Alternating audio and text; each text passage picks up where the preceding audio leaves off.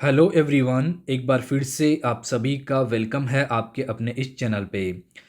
Basically आज के इस वीडियो के अंदर हम लोग बात करने वाले हैं कि जो आपका C U E T P G का एंट्रेंस होने वाला है उसमें लगभग 20 से 25 दिन का टाइम और बचा हुआ है।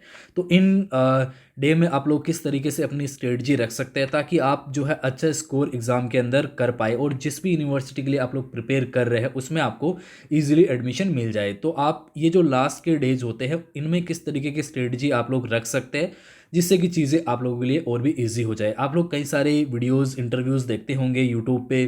कुछ ऐसे भी स्टूडेंट जो आपको बताते हैं कि लास्ट 30 डेज के अंदर हमने सी यू टी पी जी का एंट्रेंस क्लियर किया है, या फिर आप अदर एग्ज़ाम के लिए देखते होंगे नेट के भी आप लोगों ने पेपर सोल्व किया है सी यू टी में, वो भी हेल्पफुल होते हैं। तो आपने वहाँ पर भी वीडियोस देखे होंगे कई सारे स्टूडेंट के जो कि बोलते हैं कि 30 डेज़ के अंदर उन्होंने एग्ज़ाम को क्लियर किया है।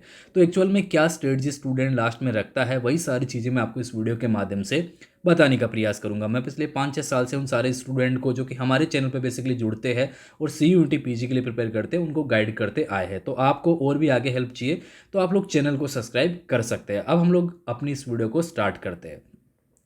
देखिए, सबसे पहले हम लोग बात करेंगे आप लोगों का जो सिलेबस है उसको लेके, ठीक है। पहला जो हमारा पॉइंट होगा वो सिलेबस को लेके ही है कि आप लोगों के पास जो सिलेबस है उसको आप लोगों ने कंप्लीट कर लिया होगा।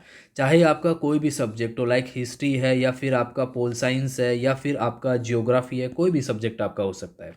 आपने सिलेबस को कंप्लीट कर लिया होगा। अब आप सोच रहे हो कि 15 दिन का सर बता रहे, 20 दिन का बता रहे जिसमें मैं शुरू से लेकर एंड तक पढ़ूंगा, तो थोड़ा मुश्किल है, वो चीज़ मैं कंसीडर नहीं करूँगा। आप लोगों ने पहले से तैयारी कर रखी है, अब जस्ट लास्ट के जो कुछ डेज बचे हैं उनमें आप लोगों को कैसे प्रिपेयर करना है उस पॉइंट को मैं हाईलाइट इस वीडियो में कर रहा हूँ।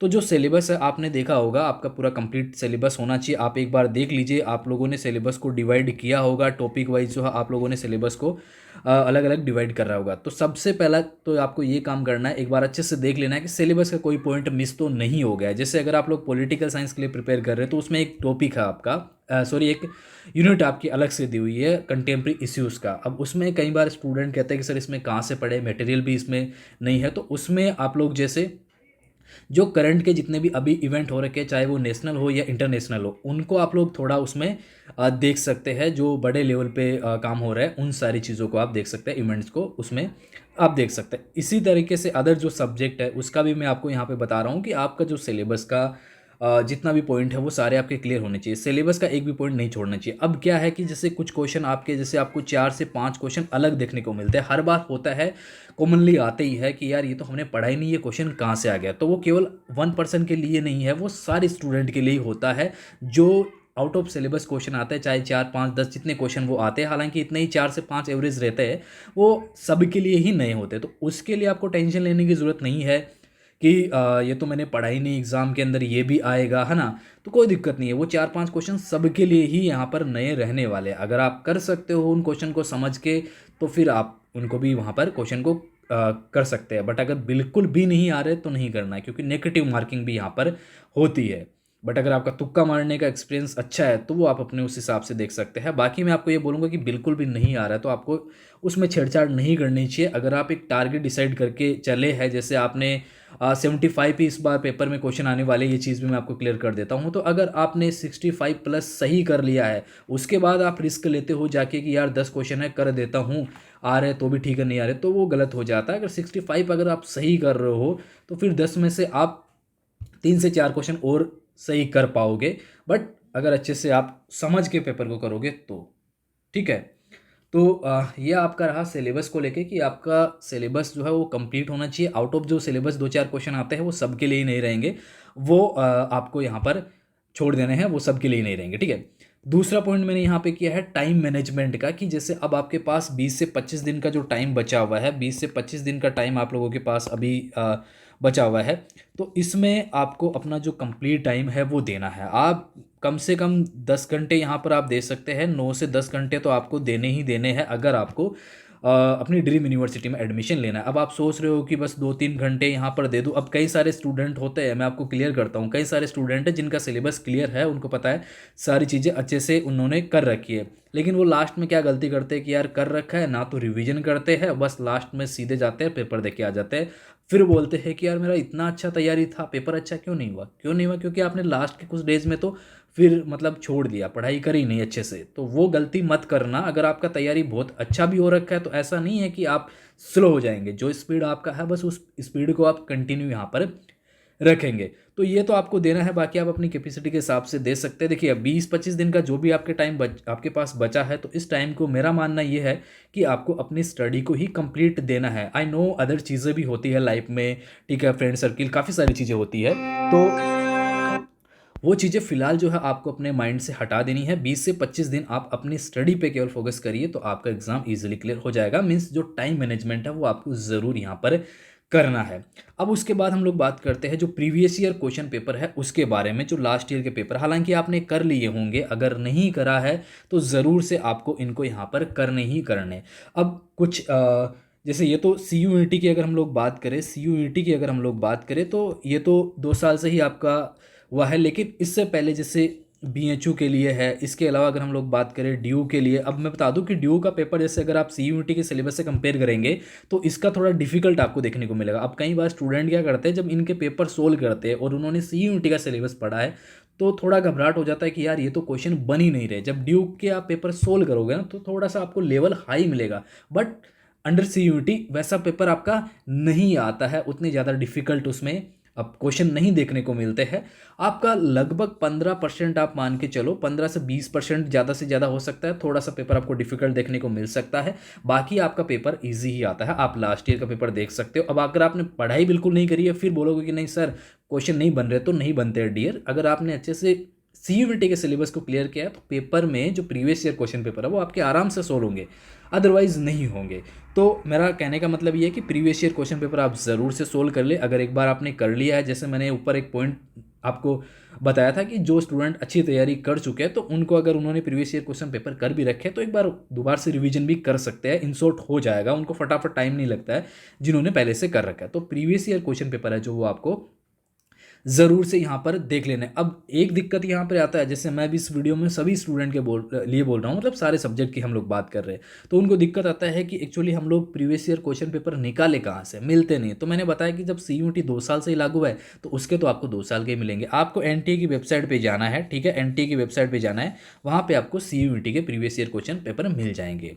एक वहाँ पर आपको और डाउनलोड करना है जो कि सिवसेट के नाम से होगा, ठीक है, वो आपको डाउनलोड करना है। सी से पहले ये सिवसेट होता था।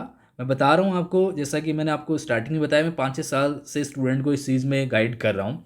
तो जो आपका सी है ये, सॉरी सिवसेट जो जिसको बोलते थे पहले, तो ये काफ़ी टाइम से हो रहा है। इसमें कुछ यूनिवर्सिटी इंक्लूड थी, जैसे आपकी central university of Haryana, Punjab, Rajasthan, ये सारी यूनिवर्सिटीज़ जो है उसमें इंक्लूड थी। लेकिन आज के टाइम में इंडिया की जो टॉप सेंट्रल यूनिवर्सिटी है वो भी है, प्राइवेट डिम्ड सारी यूनिवर्सिटीज़ लगभग 8 है। तो ये इम्प्लीमेंट यहाँ पर हुआ है कि जो है अब इसमें काफ़ी सारी यूनिवर्सिटी आ गई है, लेकिन इसके जो पेपर है वो आपको मिल जाएंगे। तो वो पेपर आपको डाउनलोड कर लेना है। सिलेबस में कुछ ज़्यादा चेंजेस नहीं देखने को मिला था, तो आप लोग वो भी पेपर डाउनलोड कर सकते हैं। हो सकता है कि आपको 1 या फिर 2 साल के तो मिल ही जाए, तो वो आप लोग जो पेपर डाउनलोड कर सकते हो, तो लगभग 3 से 4 साल के पेपर आपके पास हो जाएंगे। उसके अलावा फिर आप बी के जो पेपर है वो ले सकते हैं, मैंने बताया। एंड इसके अलावा यूजीसी नेट के पेपर तो आप लोगों ने सोल्व कर ही लिए होंगे। यूजीसी नेट के जो पेपर है वो आप लोगों ने सोल्व करे ही करे होंगे, वो ज़रूर आपको करना है, क्योंकि कई बार क्या होता है कि क्वेश्चन कॉपी पेस्ट होता है। ये सारी चीज़ें आपको मैं और आपको बताना चाह रहा हूँ कि जैसे कई बार क्या होता है, जैसे आप एन के जो एन टी एग्ज़ाम करवाता है उसके प्रीवियस ईयर क्वेश्चन पेपर देखेंगे ना, तो आपको बहुत सारी चीज़ें क्लियर होगी। अब ये सारी चीज़ें हम लोग देखते हैं, उसके बेस पे आपको चीज़ें क्लियर करते हैं कि आपको ये जो है ज़रूर देखना चाहिए। अब जैसे एन यूजीसी नेट का पेपर लेता है, अभी सी का पेपर ले रहा है, इसके अलावा भी कई सारे एग्जाम है जो कि लेता है। एंट्रेंस वाले मोस्टली एन ही आपके आज के टाइम में आई थिंक लेता है, बाकी हो सकता है कुछ और भी एग्जाम है जो नहीं लेता, लेकिन मोस्टली एग्जाम एन लेता है आपके, ठीक है। तो इसलिए मैं बोल रहा हूँ कि यूजीसी नेट के पेपर आपको देखना है। कई बार क्या होता है सीधा कॉपी पेस्ट हो जाता है, ये हमने नोटिस करा, इसलिए हम आपको बोलते हैं। और आप जैसे कई स्टूडेंट के इंटरव्यू देखेंगे तो वो भी ये चीज़ बोलते हैं आपको कि आप B H U, DU, JNU इन सबके प्रीवियस ईयर क्वेश्चन पेपर देखिए, इसके साथ साथ आप यूजीसी नेट के पेपर भी सोल्व करिए। ये चीज़ आप कॉमनली हर एक स्टूडेंट आपको बोलता है जिसने सी क्लियर किया। आप चाहे तो इंटरव्यू उनको देख सकते हैं। यही चीज़ हम आपको बता रहे हैं कि यूजीसी नेट के आपको देखने। अब जो लास्ट में यहाँ पे चीज़ आती है वो आती है प्रैक्टिस के लिए, यानी कि जो आपके मॉक है वो आपको यहाँ पर लगाने होते हैं। मॉक टेस्ट जो है वो आपको यहाँ पर लगाने होते हैं।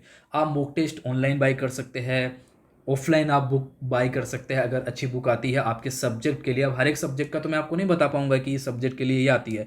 अगर आप पॉलिटिकल साइंस के लिए प्रिपेयर कर रहे हैं तो उसके लिए आप लोग हमारा मॉक टेस्ट भी ज्वाइन कर सकते हैं। वीडियो के डिस्क्रिप्शन बॉक्स में एप्लीकेशन का लिंक दिया है। हम लोग केवल पॉलिटिकल साइंस के लिए प्रिपेयर कराते हैं, तो उसके मॉक हमारे पास मिल जाएंगे। आप मॉक लगा सकते हैं, ज़्यादा से ज़्यादा मॉक जब आप लोग लगाते हैं तो उससे क्या होता है कि आपको मॉक लगाने के बाद ये आपको करना होता है। जैसे मॉक आपने दे दिया तो बस ये नहीं कि ख़त्म हो गया।